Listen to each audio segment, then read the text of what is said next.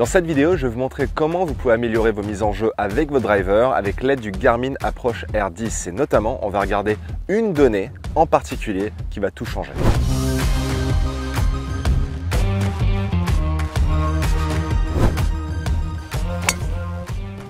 Alors celle-là, je peux vous dire qu'elle ne me plaît pas du tout. Là c'est basse, là c'est plate. Et on va comprendre pourquoi exactement à travers cette donnée fondamentale qui est affichée sur l'application Garmin Golf sur l'écran principal.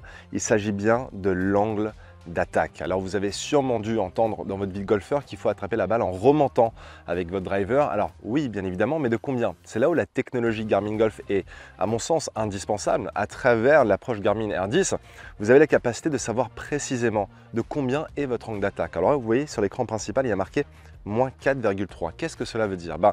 Quand le chiffre est négatif, ça indique qu'on a attrapé la balle en descendant. Alors attraper la balle en descendant, c'est bien par exemple avec un fer où on veut compresser la balle et on veut effectivement l'attraper en descendant.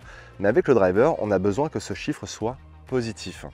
Plus on va vers un chiffre positif et plus on a de chances d'attraper la balle en remontant et de gagner de la distance parce que plus la balle reste en l'air longtemps, plus on gagne de la distance. Une autre donnée qui va nous intéresser, c'est que on va regarder club speed. Club speed, pourquoi? Parce que l'idée maintenant, ça va être d'essayer de taper une balle en changeant simplement l'angle d'attaque, en gardant la même vitesse de club, le même club, et on va voir comment cela va influencer la distance totale. Alors pour vous permettre de changer cet angle d'attaque de négatif à positif, il y a 3 éléments que vous devez impérativement vérifier avant même d'enclencher le swing. La première, c'est la hauteur du tee. Trop souvent, je vois des golfeurs qui ne tirent pas la balle assez haut. Je vois des golfeurs qui malheureusement ont une hauteur de tee beaucoup trop basse. Vous voyez, souvent ça ressemble à ça. Et le standard du standard, c'est de vraiment avoir une demi-balle au-dessus de la tête du driver. Mais je vous encourage même à essayer 3/4 d'une balle pour voir ce que ça donne au niveau des résultats. On est à la recherche d'une trajectoire de balle avec beaucoup plus de hauteur. Et pour ça, la première chose à vérifier, c'est la hauteur du tee. Le deuxième élément à vérifier, c'est la position de balle. Pour ça, je vais avoir besoin d'une baguette d'alignement que je vais positionner perpendiculaire au sol par rapport à la ligne de jeu. Et la problématique que je vois souvent, c'est des golfeurs qui malheureusement mettent la balle au centre de leur stance avec une position de balle qui est en ligne avec le sternum. Donc moi je préfère toujours parler de la position de balle en relation avec le haut du corps plutôt que la balle en relation avec les pieds. Donc là quand je me vois dans cette position standard que je vois chez les joueurs qui malheureusement ont un angle d'attaque négatif, donc en descendant, on voit que la balle est positionnée vraiment sur mon sternum. Donc effectivement je vais positionner la balle un peu plus en avant sur l'avant de mon stance, mais je vais surtout regarder pour que la position de balle soit en ligne avec mon épaule gauche. Et ça va vraiment m'aider à attraper la balle dans une phase en remontant plutôt que si je suis en face de mon sternum, là ça va encourager un angle d'attaque trop en descendant, donc négatif. Alors on a la hauteur du tee, on a la position de balle. Le troisième élément qui manque, c'est l'inclinaison des épaules. Là, encore une fois, l'une des problématiques que je vois souvent, c'est des golfeurs qui se positionnent devant la balle avec des épaules qui sont beaucoup trop neutres. Ce qu'on voudrait, c'est incliner les épaules d'une façon à ce qu'elles soient positionnées ou en ligne un peu plus vers le ciel.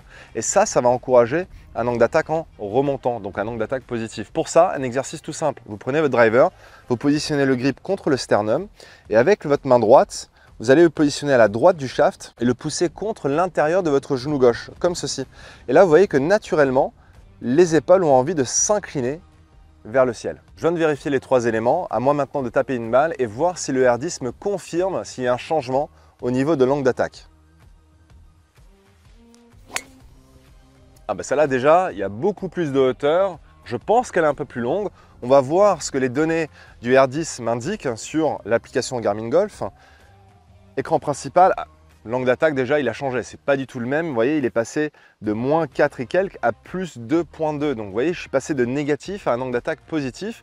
Voyons voir comment ça influence la distance. 221 mètres. Donc j'ai gagné 21 mètres en distance simplement en changeant cette donnée parce que je vous le rappelle que ma vitesse de club sur la mauvaise balle était identique. Je crois que j'étais à 109 sur la mauvaise balle également, 109 miles par heure avec la bonne balle aussi. Donc j'ai pas changé ma vitesse, le swing où la vitesse de swing était exactement identique, le même driver, le même joueur, mais ça a tout changé.